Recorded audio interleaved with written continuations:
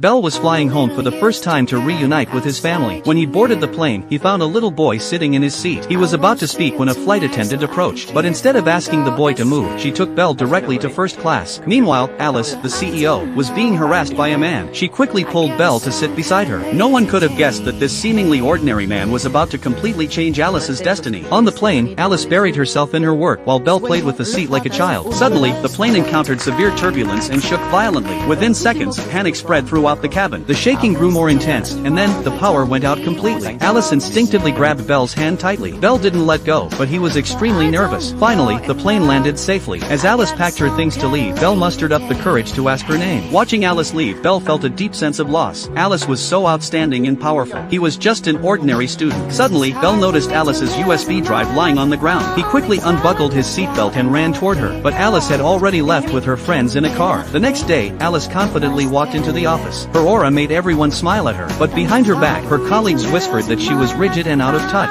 Alice didn't care about the rumors. She focused solely on her work, aiming to become the magazine's editor-in-chief. But to her shock, the boss gave the position to Anne. Alice couldn't believe it, believing she was clearly the most qualified. The boss explained that while Anne wasn't the most outstanding at work, she was outgoing, got along well with others, and brought new ideas. Compared to Anne, Alice was too serious and lacked that vitality. Facing this situation, Alice remained silent, accepted the outcome, and planned to focus on her work. But when she opened her computer to conduct research, she discovered her USB drive was missing. Panicked, Alice noticed a note stuck to the screen. Someone had brought her belongings, but she had been too busy to notice earlier. She immediately called the phone number on the note. At that moment, Bell was out with friends at a bar. He happily sent Alice the bar's address. Alice rushed over without hesitation. It was her first time in such a noisy place, but all she cared about was retrieving the USB drive for work. But the USB drive wasn't with Bell, so she had to follow him home to retrieve it. As she stepped out of the bar, Alice was stunned by an old pink motorcycle. She had never imagined herself riding such a vehicle, but seeing how serious Bell was, she complied. Bell noticed Alice was having trouble putting on the helmet and jumped down to help. Just then, one of Alice's colleagues snapped a photo of them. From that angle, it looked like they were kissing. Now, it's office gossip. Despite barely knowing each other, Alice felt an inexplicable trust toward Bell. She followed him home,